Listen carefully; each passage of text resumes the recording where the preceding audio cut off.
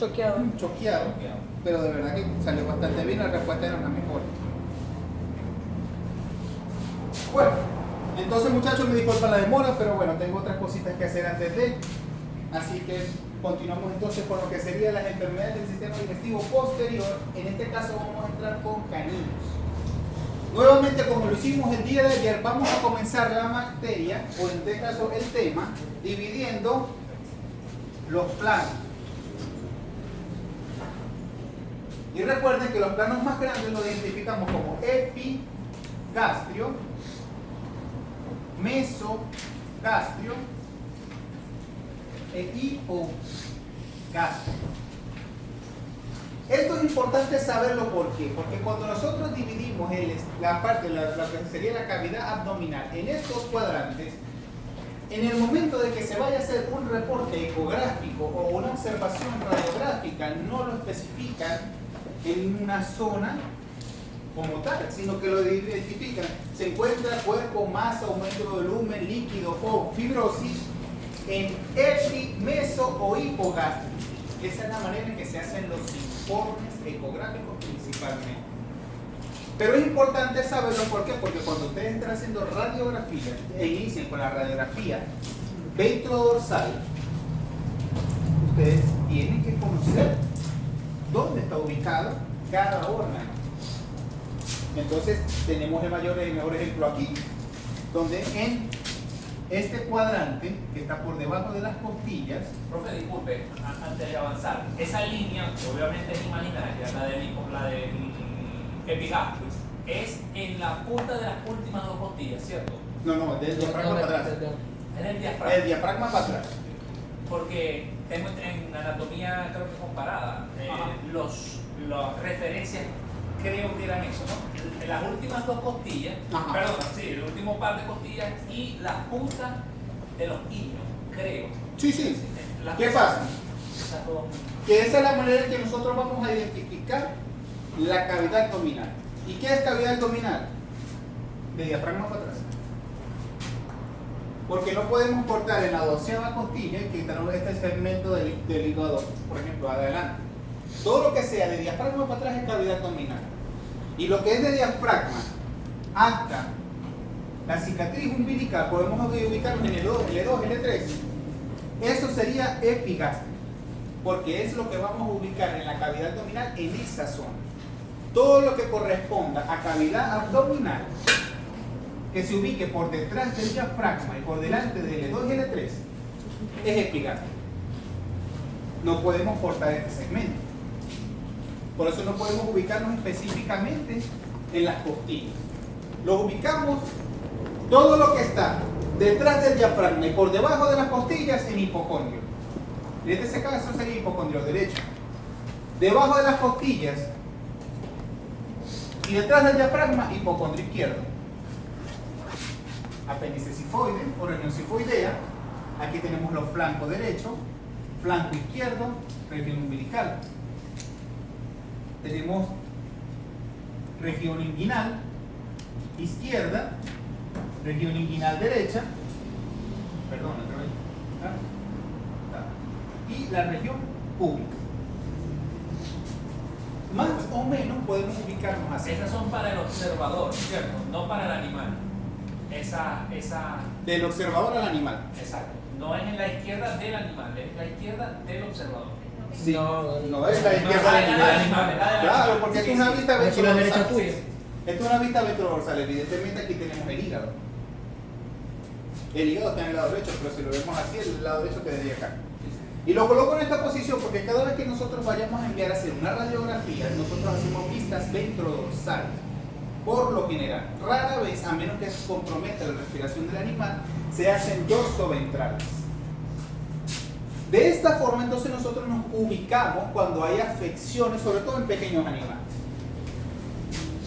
En esta zona, lo que sería el hipocondrio derecho, llegando casi a la región sifoidea, podemos ubicar anatómicamente el hígado.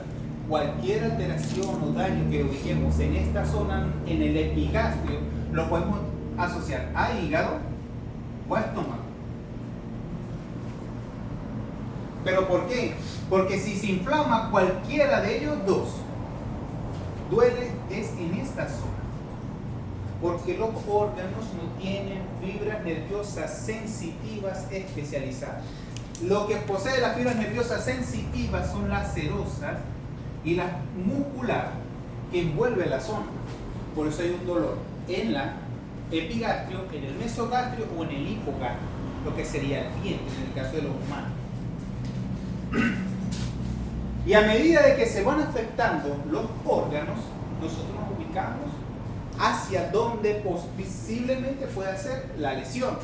Ejemplo, si tenemos una lesión o un dolor en flanco izquierdo,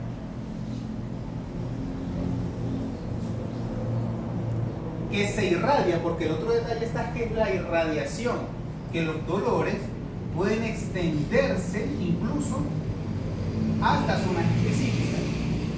Y si hablamos de un dolor en hipocondrio que se irradia hasta flanco izquierdo, ¿en qué pensamos? ¿Qué se encuentra ahí? Y para ser específico, ¿qué órgano parenquimatoso se encuentra ahí? Comenzando que es un órgano parenquimatoso. ¿Qué es un órgano parenquimatoso? Un órgano parenquimatoso es un órgano que no posee lumen. Ajá. ¿Qué órgano parenquimatoso se encuentra en esa zona? ¿En cuál? Entre hipocondrio izquierdo, que se extiende a flanco derecho. Perdón, izquierdo que se extiende hasta flanco izquierdo.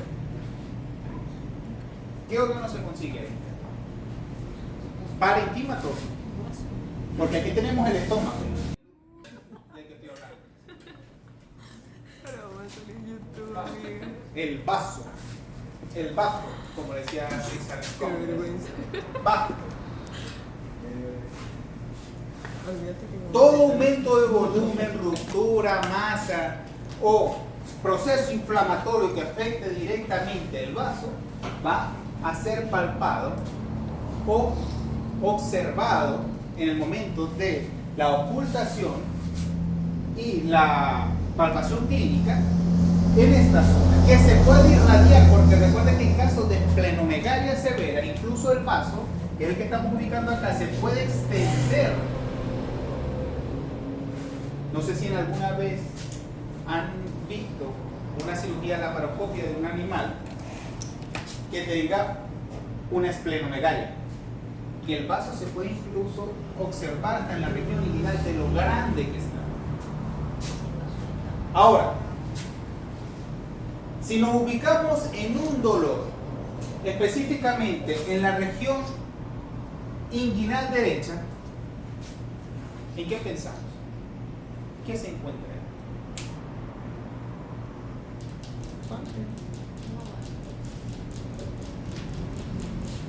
¿Por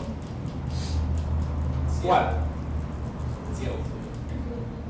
Pero como el ciego tiende a ser básicamente infuncional, entonces, ¿qué problema puede generar aquí? Porque los animales no son muy comunes que sufran de apendicitis. ¿Qué se encuentra? ¿Qué sitio anatómico se encuentra aquí que causa tantos problemas? Y no es, por supuesto, el apéndice o el ciego. Píloro. ¿El qué? Píloro. Píloro no. El píloro es la salida del estómago. Inguinal, digo, ¿verdad? Inguinal derecho. Oval. Llega hasta los flancos incluso. ¿O con todo el polédopo? Tampoco. El polédopo es la ramificación de la salida de la vesícula, que se une con el páncreas y forma el cístico, el polédopo, el biliar común para generar la ampolla de Barber. ¿Qué más? Es una válvula que se consigue aquí y es la principal causa en pequeños animales de obstrucciones porque su diámetro es mínimo. Entonces, la iliocecal. Obstrucciones en el sistema digestivo ocurre en pequeños animales en la válvula iliocecal, que es la más común. Si estuviésemos en equinos, aquí tuviésemos ubicando la flexura pélvica, donde el colon ventral derecho se hace colon dorsal derecho, y como esa flexura del colon ventral derecho a colon dorsal derecho es bastante angosta, ahí ubicaríamos el daño, pero en equino. En este caso estamos en canino. Ahora, un dolor en epigastrio que se extiende hasta región umbilical.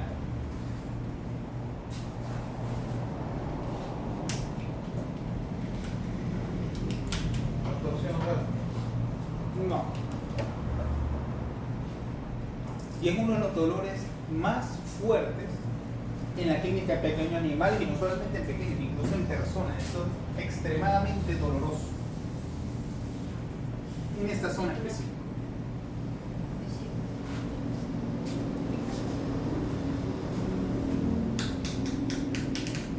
Y una de las principales causas de muerte en caninos, bueno, no principal, pero una de las probables causas de muerte en caninos.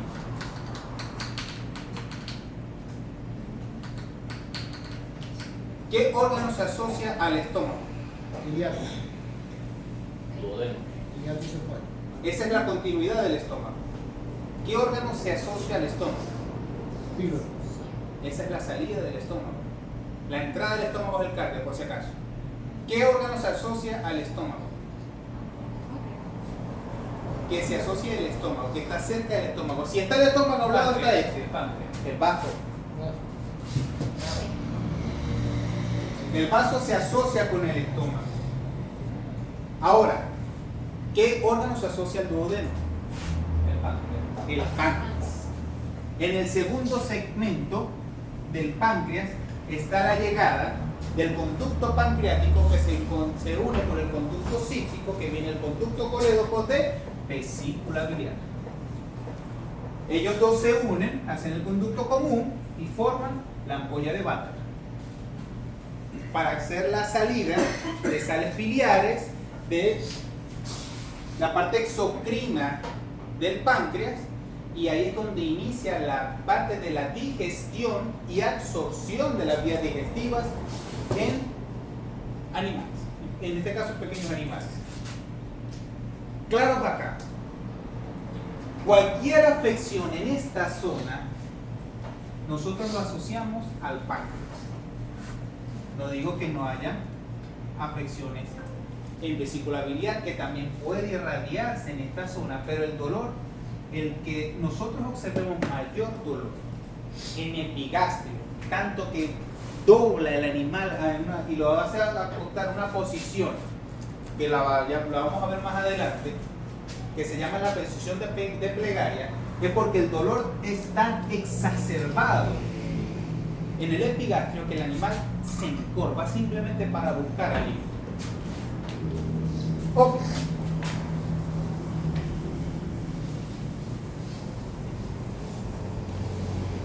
Simplemente para recordar, tenemos todo lo que sería la parte digestiva, que está constituido por estómago, que es la continuidad del esófago, pasa el hiato esofágico, pasa el cardia llega al estómago, del estómago hace la flexura mayor, la menor, después pasa al píloro, del píloro pasa a duodeno, del duodeno llega al yeyuno, todos sus segmentos, hasta llegar al segmento corto, que sería el ilion, hacia la válvula iliocecal, para hacer colon ascendente en el retroperitoneo, o sea, en la parte más dorsal de la cavidad abdominal, el retroperitoneo, sería colon ascendente, colon transverso, colon descendente, recto y ano.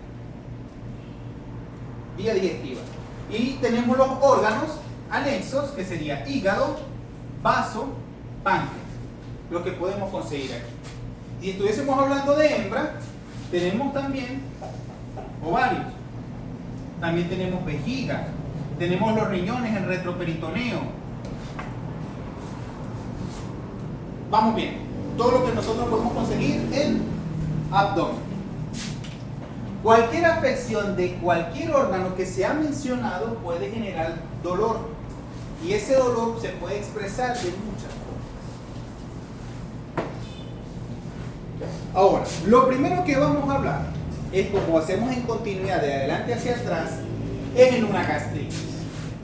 La gastritis es una de las enfermedades más comunes que podemos conseguir en pequeños animales, donde su etiopatogenia da origen de la origen más frecuente es la ingestión exagerada de alimentos, generalmente en mal estado, cuerpos extraños, medicaciones por parte del propietario y pare de contar. Cualquier cosa que el animal pueda ingerir, que sea alérgico, que comió demasiado, que está muy caliente, o si son animales geriátricos que los sacan de su horario, todo puede generar una gastritis en forma generalizada. Las lesiones agudas pueden ser localizadas o difusas, la necrosis de las células epiteliales superficiales y la extravasación de sangre desde los vasos dañados en la lámina propia producen erosión, edema, hemorragia superficial. Etiologías farmacológicas, muchas. Tenemos digoxina, ciclofosfamidas, cistatino, carbamazina, doxorubicina, eritromicina, penicilina, tetraciclina, amoxicilina, antibióticos, analgésicos antiinflamatorios, incluso tenemos la doxorubicina, que son antiquinoterapéuticos. Tenemos también en este caso las lesiones agudas. Para las crónicas tenemos la uremia. Una de las principales causas de vómito y de gastritis en pacientes geriátricos es la uremia. Y ya la hemos mencionado varias veces. Porque recuerden que todo esto es un conjunto de órganos que dañan y se extienden hacia los demás órganos presentando sintomatología. Un caso de uremia en un paciente de 8 años. ¿Cuál es la sintomatología más característica que podemos observar? Y ya la mencionamos. La uremia en un paciente canino de 8 años. La litosis. Pero la litosis de tipo urémica. Ese olor a baño público concentrado, ese olor a amoníaco, es característico de una fase urémica. Porque él es la acumulación de nitrógeno que no está asociado a proteínas, no está asociado al BUN. ¿Y qué es BUN? Nitrógeno ureico sanguíneo, pero es con N. Por favor, en una exposición de defensa de caso clínico y pidió asesoría, y igualito no lo cambió, lo colocó en BUN. Fatal.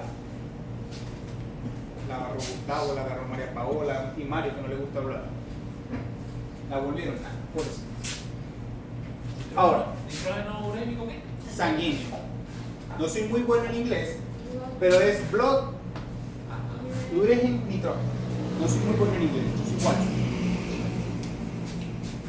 Ahora, insuficiencias adrenales también pueden generar daños a nivel gástrico, hipercalcemias, insuficiencias o enfermedades hepáticas, colecistitis, cetoacidosis diabética o la cetoacidosis en general, biómetras, endotoxemia y septicemia. Cualquier cosa puede generar gastritis. Por eso es que la gastritis también la podemos considerar como un síndrome.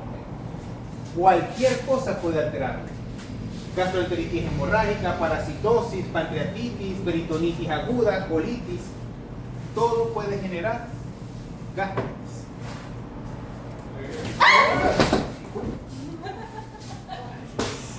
Vamos a hacer la cuenta.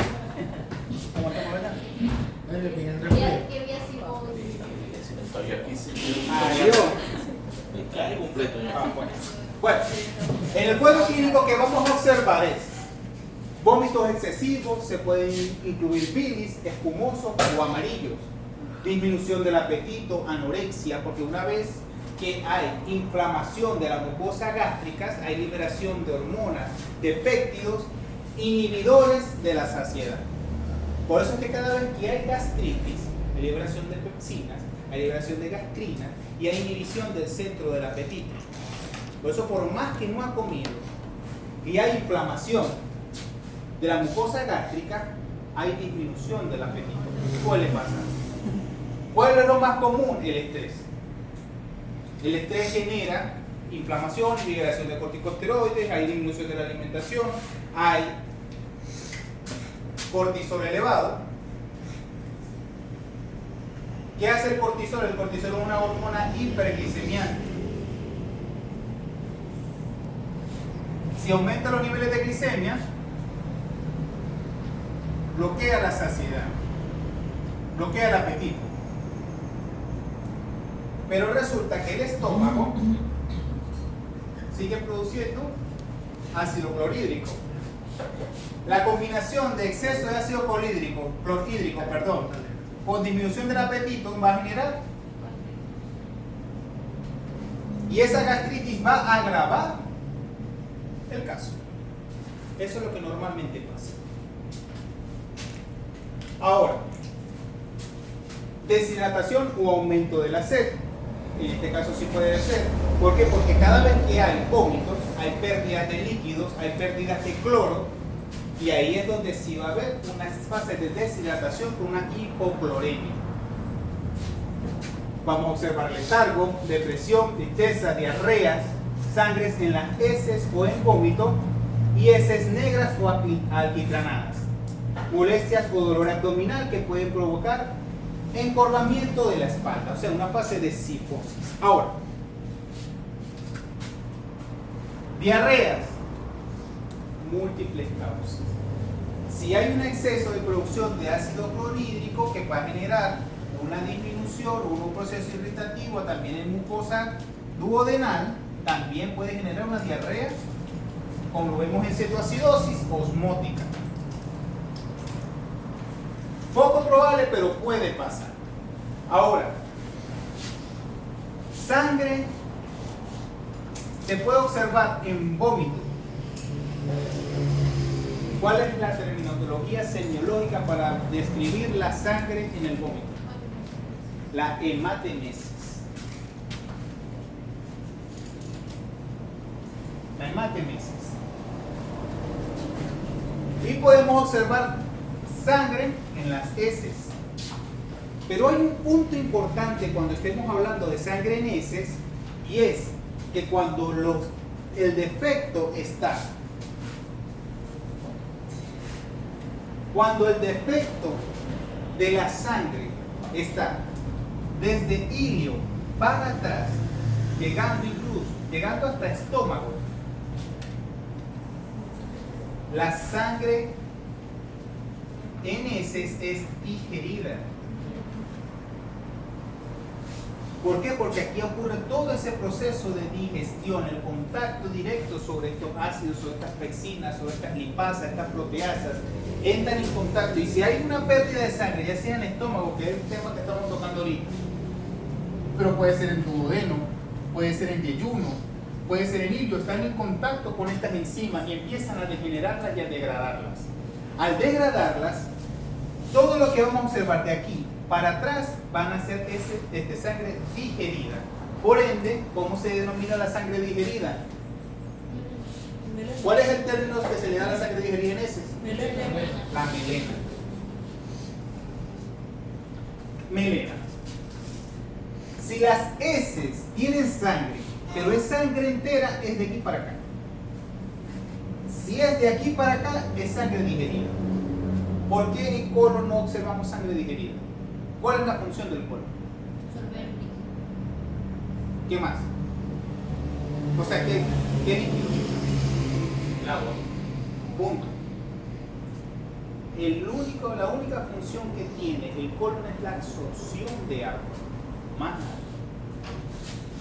Aquí se absorbe el folato, la vitamina B12, aquí se genera vitamina K, aquí la absorción de pectina, X. Pero de colon para acá lo único que absorbe es agua. No entra en contacto con absolutamente más nada, no se produce más nada, ahí no se secreta ningún tipo de órgano anexo, nada. Aquí lo único que hace es absorber agua. Por eso, procesos ulcerativos, inflamatorios, que generen pérdida de sangre y es sangre entera, es una colitis. Si es sangre digerida, es enteritis o gastritis. Por eso, sangre entera, nosotros pensamos, si hay una diarrea, mucosas, sanguinolentas, con sangre entera es hematoquexia. La hematoquexia describe un proceso de colitis. Pero si es melena, nosotros lo describimos como gastroenteritis, porque no sabemos en qué segmento está el daño, o la inflamación o la pérdida de sangre, pero está del colon para atrás. ¿Sí se entiende eso? Ok.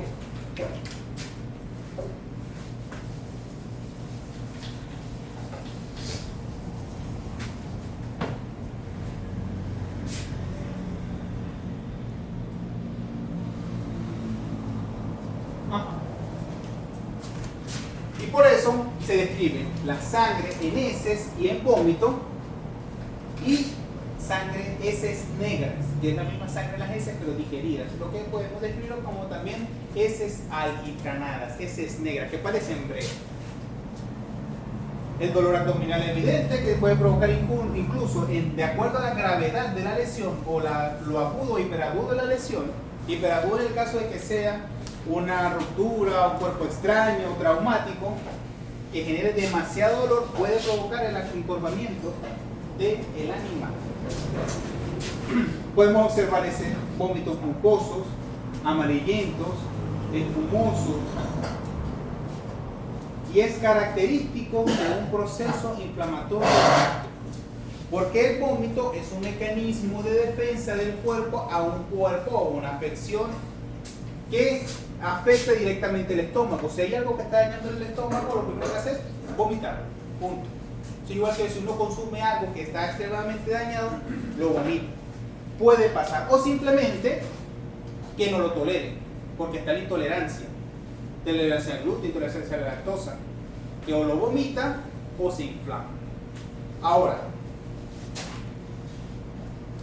¿cómo se diagnostica? Básicamente en base a la anamnesis. Uno empieza a preguntar al dueño cuál fue la última comida, qué edad tiene sus vacunas, y nosotros de acuerdo a este vómito, porque la principal causa por la cual llevan el animal es por inapetencia. El animal no come, y la vía digestiva es la segunda causa de consulta en clínica de pequeños animales. El animal dejó de comer. ¿Por qué trae el paciente? No quiere comer. Es la principal causa. ¿Cuál es la razón por la cual no comen? Ahí para de contar cualquier cantidad de enfermedades que ya podemos haber descrito aquí, que pueden generar una gastritis e inapetencia. Pero es la segunda causa de consulta en la clínica de pequeños. Tenemos cuadro clínico con vómitos, tenemos examen físico, el momento de la palpación, la observación, la ocultación, para determinar cuál es la causa de este vómito. Respuestas a la terapia. En este caso es muy sencillo. Cuando hablamos de respuesta a la terapia, nosotros pensamos mucho en pacientes geriátricos. ¿Por qué?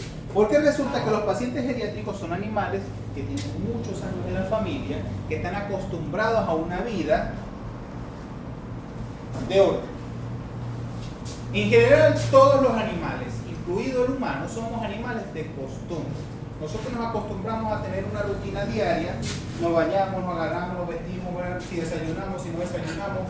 Si nos saltamos un paso, ejemplo, el que desayuna tempranito a las 6 de la mañana, se salta el paso de no desayunar a las 6 de la mañana porque se le hizo tarde, porque llega, y no tiene ningún tipo de consumo de alimento hasta las 12 del mediodía, lo primero que va a generar es gastritis.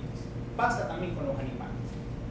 Si el animal no se le da, tiene la costumbre de comer a la hora de la noche o a la hora de la mañana, pero ese día no llegó, o ese día se fue temprano, no llegó a la casa y no lo acostumbró, no le dio la alimentación y se saltó esa hora, lo llevó a un ayuno prolongado que generó altos niveles de ácido clorhídrico, el animal estaba estresado, generó glucosa, a consecuencia de la hiperglicemia que genera el cortisol, disminuyó el apetito, aumentó el ácido clorhídrico, gastritis.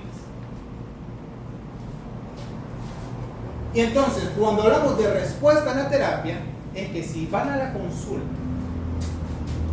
este animal, con esta historia, esta anamnesis y el cuadro clínico de vómitos, ustedes le colocan un omeprazol y ese animal está listo.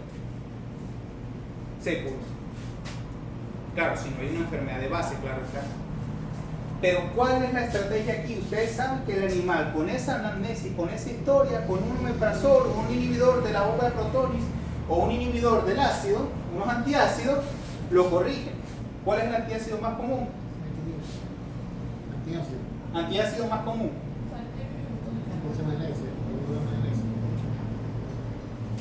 ¿Cuál es el antiácido más común? ¿Ah? ¿Cuál es el fármaco antiácido más común de todos? No. Aquí todos lo han usado. Bicarbonato. No. No. ¿Cuál es el antiácido más común? Es bicarbonato. ¿Ah? Sal de fruta. No. ¿Cuál es el antiácido más común? Malo. Es bicarbonato. Nada. Malo. Carbonato de soda. Nada. No. Aquí todos lo han usado. Yo estoy seguro que no todo el mundo ha utilizado leche de magnesio. No. Leche de maní. El omeprazol.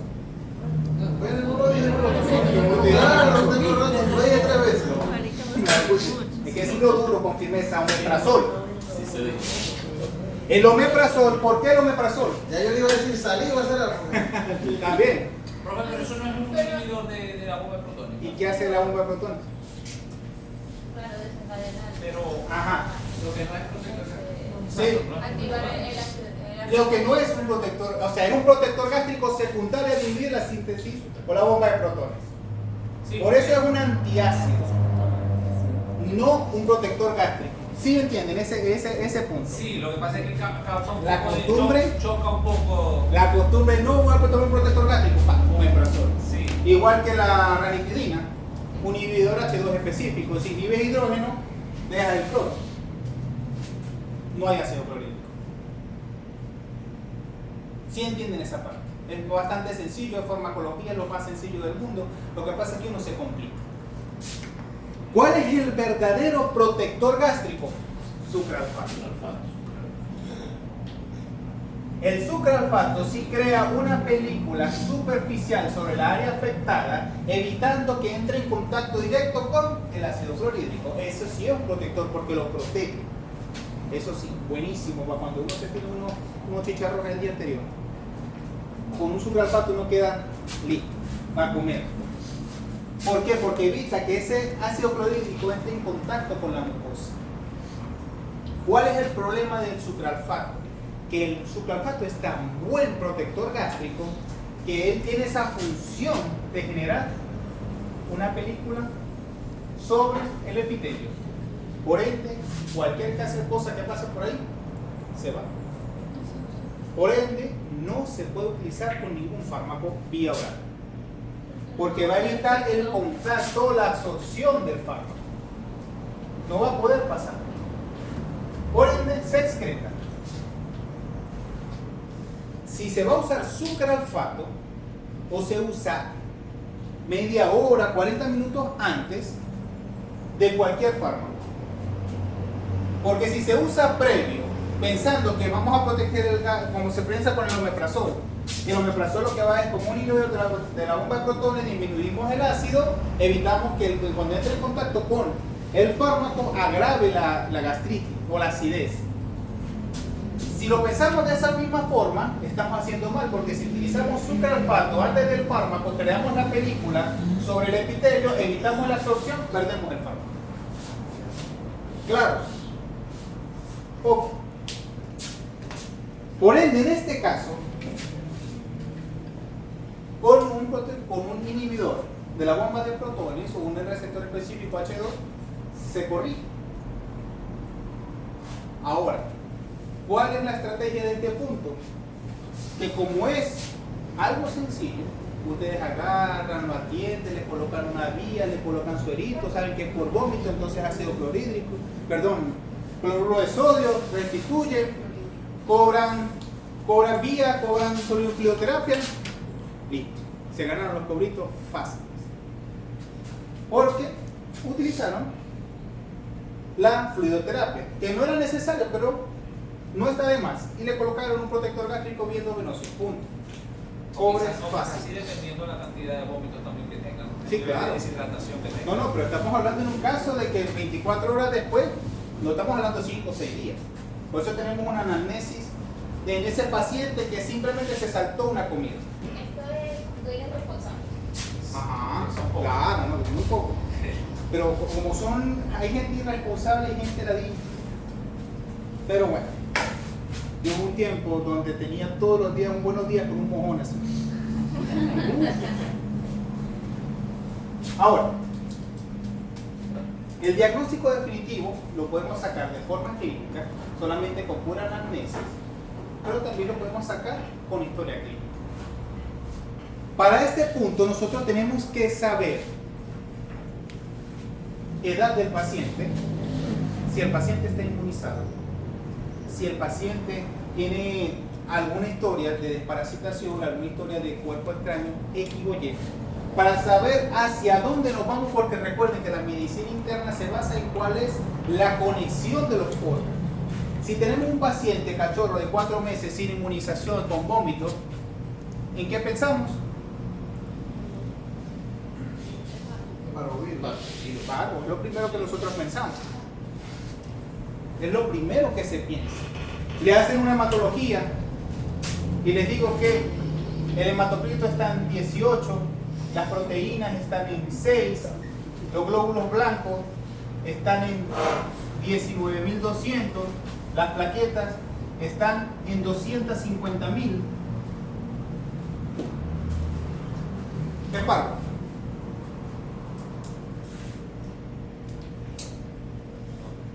Es parvo.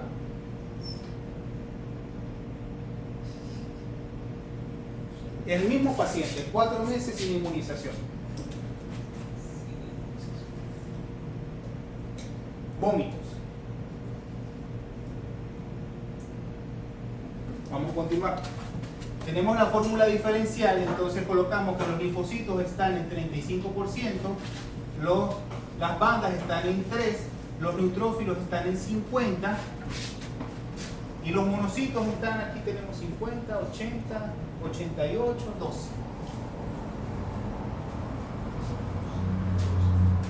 Es parvo. Tenemos 35% de linfocitos.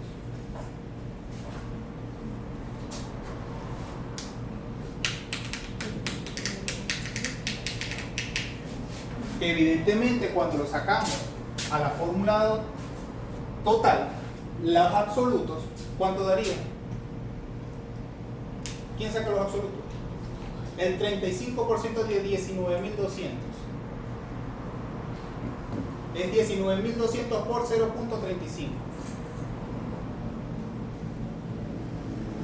6.720.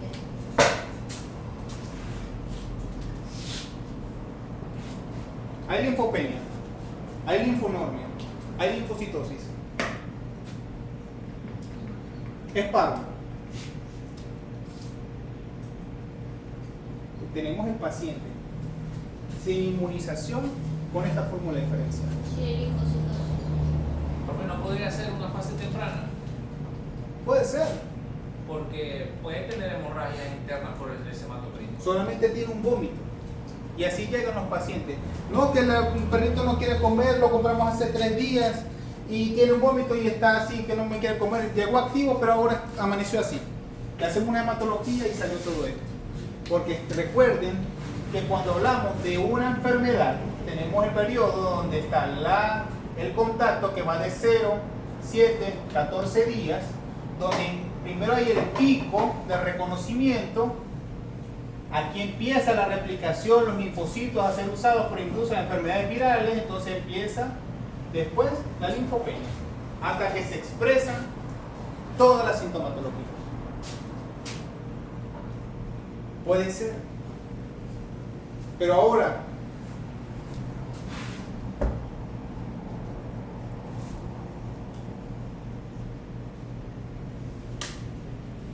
test negativo aparte.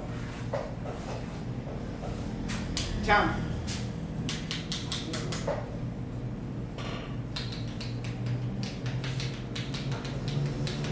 ¿Y qué pensamos?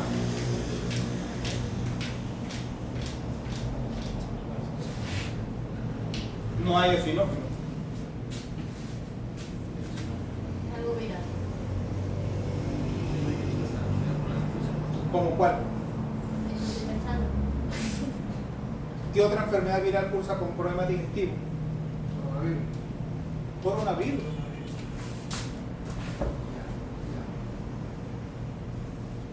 Y si le digo que también coronavirus dio negativo,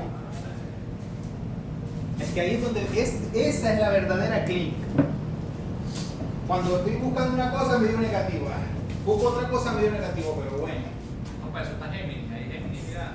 Gemini, ¿qué me dice? Pues, esa es la diferencia aquí, que cuando estamos hablando de clínica pequeño, este no lo podemos colocar en la malla. Que no somos chinos. Los chinos van a abrir el cabo. ¿En qué pensamos? ¿Qué otra enfermedad viral puede cursar con vómito?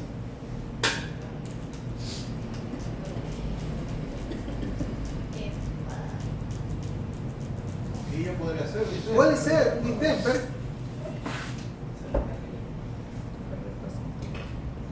Ahora le digo, yo le doy negativo a distemper. Géminis se está complicando la cosa. Ah, aquí viene lo bueno. Pero ahora viene un detalle. En el comprológico Lo siento, no tengo recuerdo. dio un aumento de los polimorfos y se observó ya.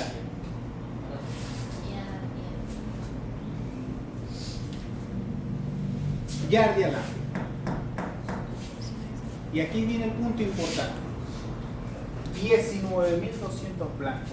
Yardia lambia positivo, polimorfonucleares elevados, vómitos, pero no veo eosinófilos. ¿Por qué? Si tenemos un proceso de parasitosis.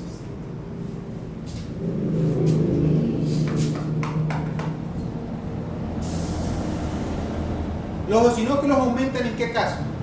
En caso de parasitosis grave. Parasitosis y alergia. Pero resulta que para que el eosinófilo suba o haya una eosinofilia, el parásito tiene que tener una migración. Dije, una fase migratoria. Ya se migra.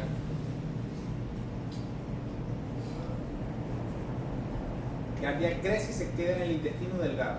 Produce un síndrome de mala absorción, vómitos, diarrea, pero una diarrea de tipo no digerida, porque ella se coloca por encima del enterocito, evita la absorción y todo lo que pase por el intestino sale.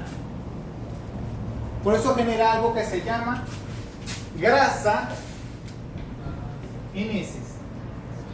¿Y cómo se llama la grasa en heces? No lo haces. ¿Cómo se llama la grasa en heces? Esteatorrea. Esteatorrea. La esteatorrea. Pero resulta que como Yardia no tiene una fase migratoria, ¿qué parásito sí tiene una fase migratoria? Toxocaracanis. ¿Qué otro más? No, estamos hablando de enfermedades digestivas. ¿Qué otro parásito tiene fase migratoria? Tenía. Dipilidium. ¿Qué más?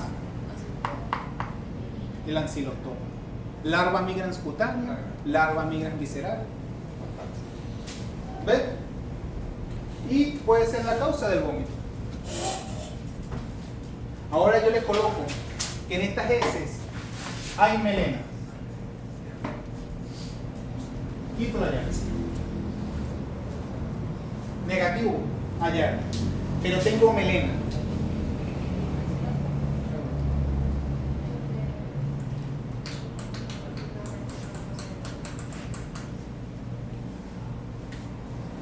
Por ende, esto es diarrea. ¿Qué es la diarrea? ¿Qué son las heces pastosas entonces? Es cuando se afecta el volumen y la frecuencia. Es la La frecuencia. frecuencia de veces, si se hace más de 3 Diarrea. veces ya se considera Diarrea es el aumento de la frecuencia de las heces, no la consistencia. No es lo mismo. Porque pueden haber heces pastosas sin no tener diarrea. Porque puede que haga una sola vez al día, pero esa sola vez al día esté todo mucoso. y no ser diarrea. Solo que uno lo confunde de mala manera de decir que diarrea es toda esa pastosa. Pero diarrea es el aumento en la frecuencia de las heces. Pero ahora tiene diarrea, 7 deposiciones con melena y con todos estos signos clínicos, con todas las virales negativas. ¿Qué puede ser?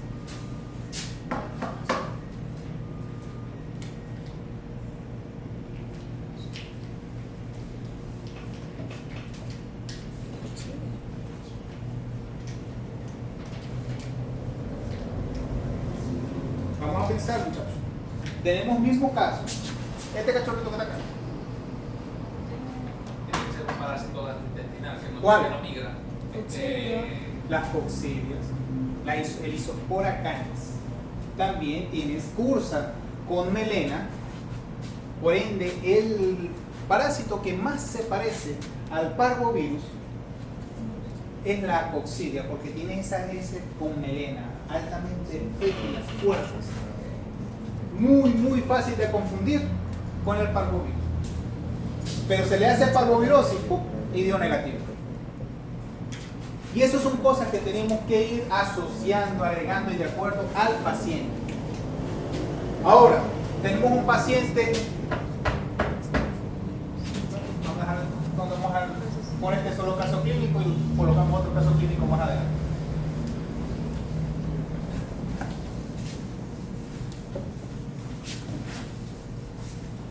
Esto es lo bonito de esta materia. Ahora, tenemos en endoscopio un proceso inflamatorio, supurativo, exudativo, que se observa con eritemas. Y recuerden que ya todo proceso inflamatorio que cursa con los signos cardinales de la inflamación, que son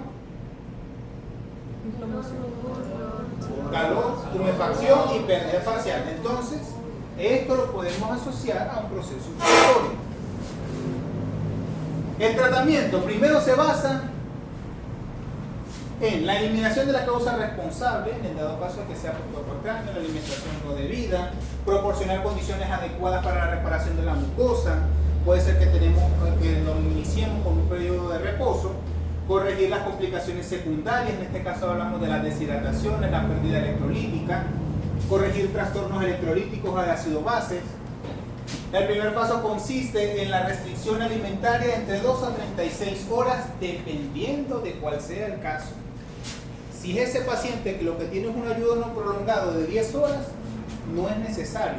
Pero si tenemos el paciente que les estaba describiendo con ese tiempo prolongado de ayuno, con heces, con vómito constante, incluso con hematoquexia, o sea que ya hay evidencia de sangre en heces, ahí sí tenemos que colocar las vías digestivas en reposo. Es una de las causas, de las cosas más indispensables en la buena respuesta de la terapéutica. Dejar en reposo. Por lo menos de 12 a 36 horas, de acuerdo a cuál sea el caso. La crioterapia empleada en animales deshidratados se adecua en el estado electrolítico y ácido básico de cada paciente. ¿A qué me refiero? Si es un animal que está deshidratado y su pérdida principal son diarreas, lo primero que reconstituimos es ¿cuál? El potasio. Pero si es por vómito, el cloro. Y así sucesivamente. Pero si es por ayuno prolongado y no tienen vómitos evidentes, sino que lo único que llega es con anorexia, una dextrosa. Esa es la manera en que podemos actuar. Ahora, crioterapia empleada, ya. La administración de antieméticos como la clorpromacina sería bueno, en este caso utilizado. La terapia con antiácidos o antagonistas histamínicos H2 se reserva para casos refractarios. Pero hay un punto importante también cuando nosotros estamos hablando de vías digestivas, y es que si nosotros tenemos un paciente con vómitos, y vamos a colocar lo que también tiene, mismo paciente, diarrea, ¿qué antiemético usamos? ¿Qué antiemético podemos utilizar? Menciónenme uno. La metoclopramida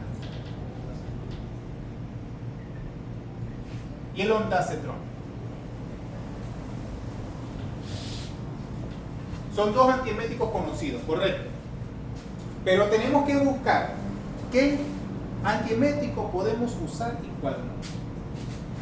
Comenzamos con el ondacetrón. ¿Cuál es el mecanismo de acción del ondacetrón?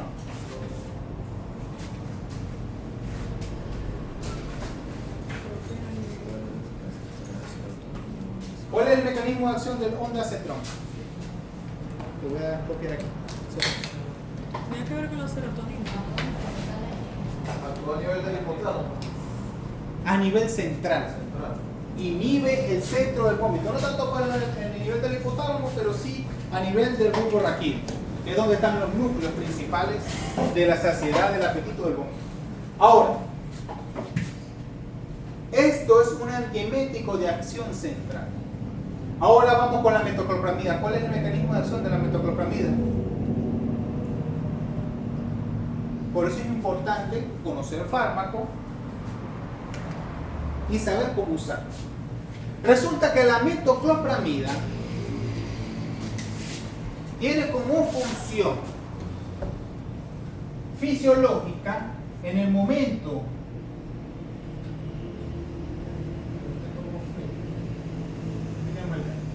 aquí tenemos el pico, aquí tenemos todo esto.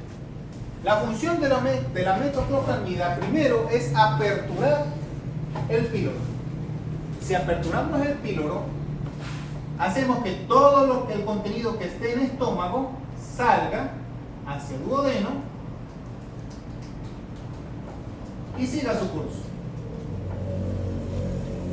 Por ende, hacemos un vaciado gástrico y no va a tener que vomitar. Claro aquí.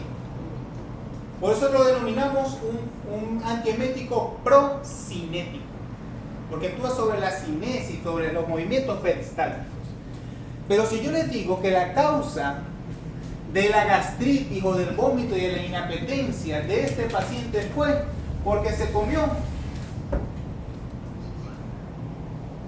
un hueso, una hojilla, un clavo, o como me pasó que me torció el dedo, una aguja de hilo, un carrito de aguja.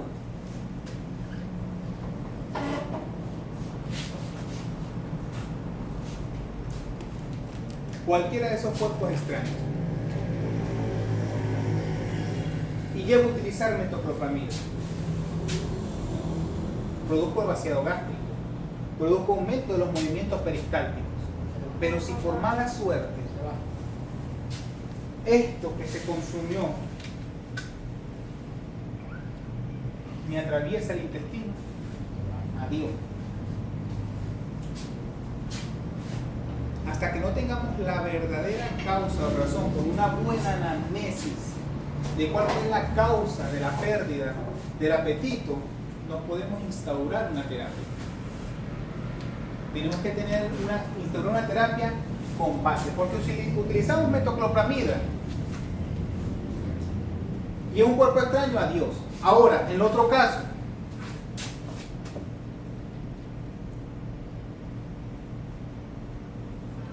paciente positivo a paro,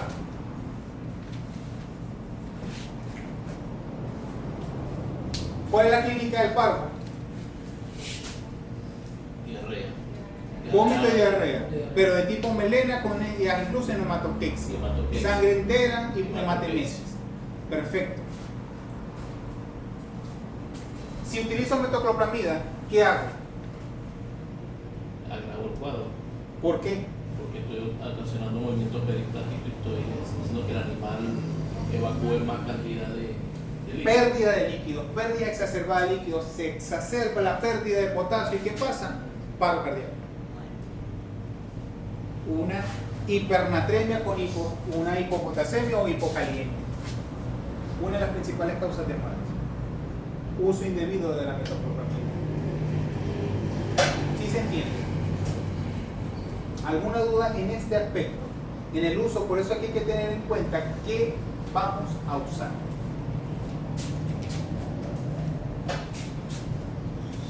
Porque en el caso del ondansetron, si hay un cuerpo extraño y realmente el vómito responde a tratar de expulsar eso, se usa el ondansetron y el objeto va a quedar va a quedar ahí. Pero ahí es donde entran las medidas de diagnóstico complementario, ecografía, o sea, ultrasonografía, radiografía, porque si ves que todavía no hay respuesta al tratamiento, si con lo que el animal persiste con la inapetencia, no hay respuesta a la terapia principal, ahí pasas al diagnóstico de cuál es la causa de ese vómito o de esa anorexia.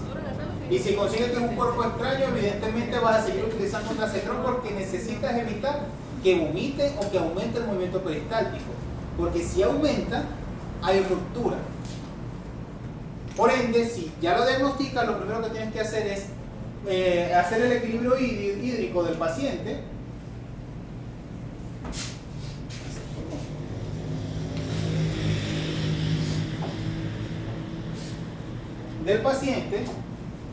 Y después someterlo a cirugía lo antes posible.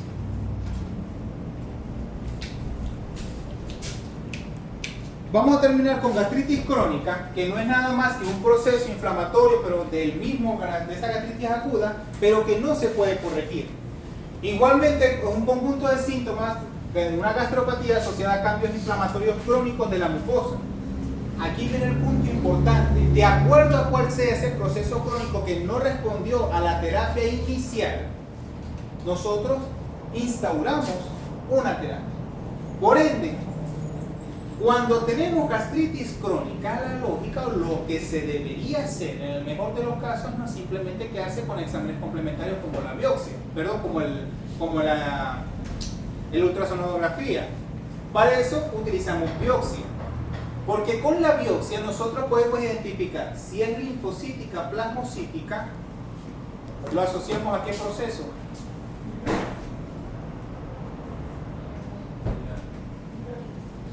Si es un infiltrado linfocítico, plasmocítico.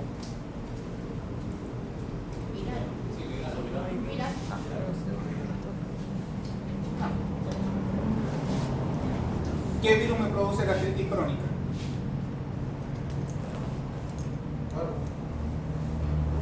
No, yo coloco el tratamiento, hidrato el animal, si sobrevive, se corrige y ya está.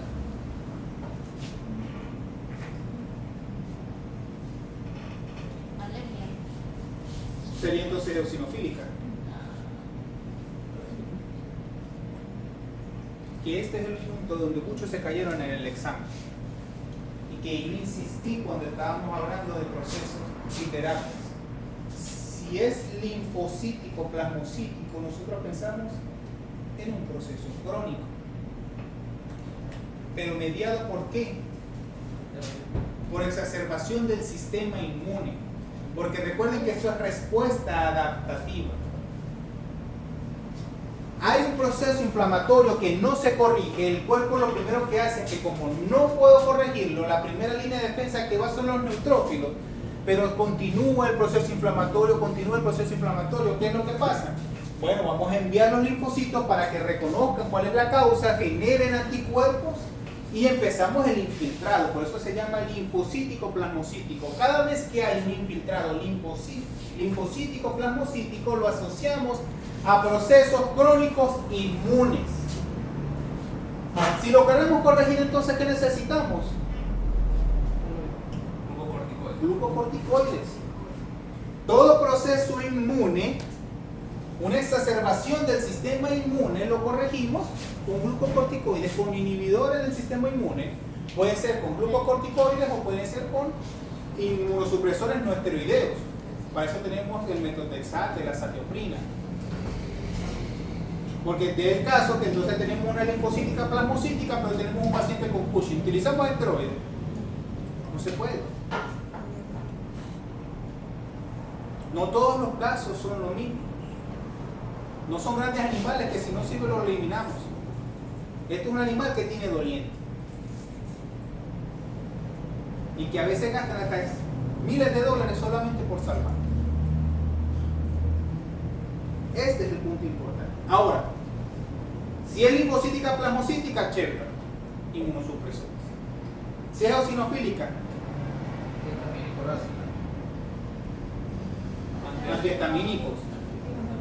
antihistamínicos. Granulomatosis hipertrófica, Aquí es una combinación de inhibidores de la síntesis de la bomba de protones con esteroides. Y atrófica histocítica no específica, que es cuando ya nos vamos a procesos tumorales.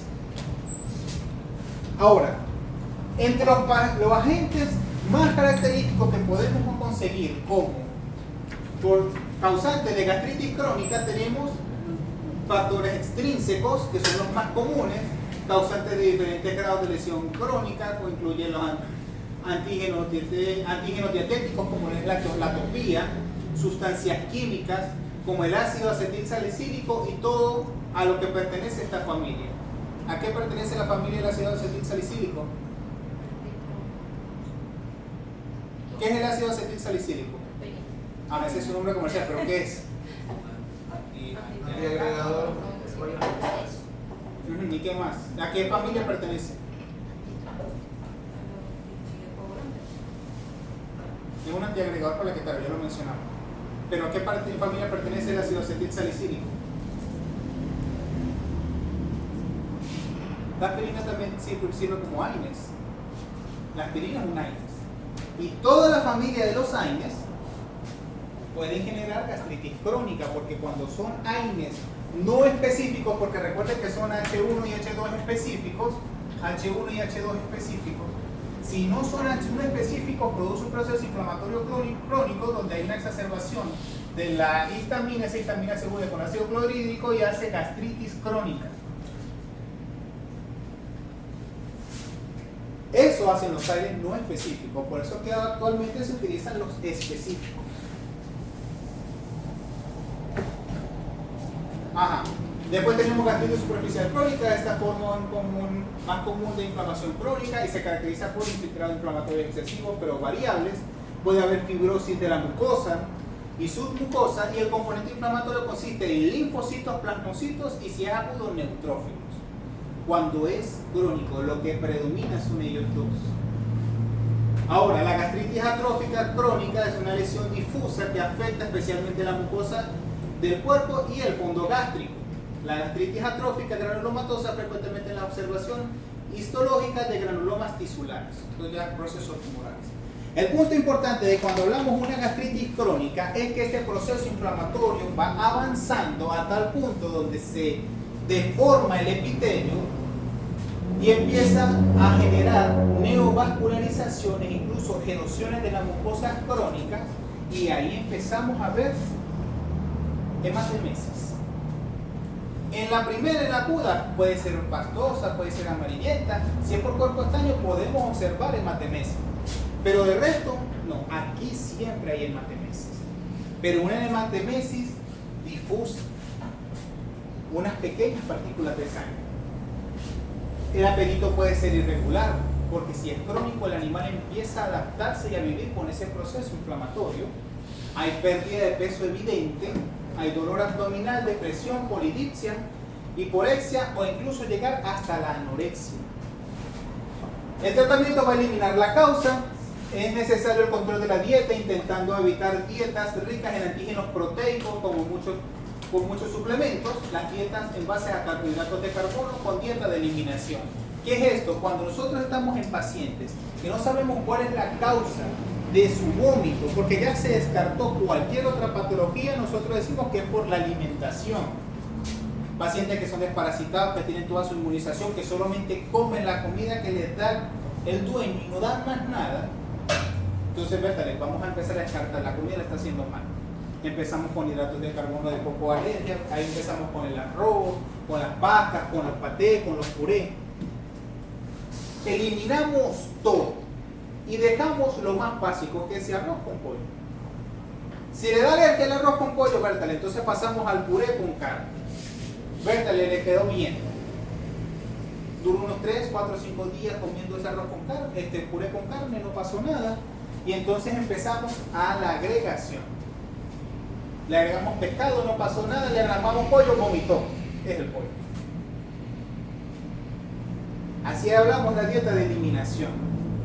Berta, le dimos pasta, vomitó, es la pasta. Le dimos auyama, no pasó nada. Le dimos zanahoria, vomitó, es la zanahoria. Y así vamos sucesivamente.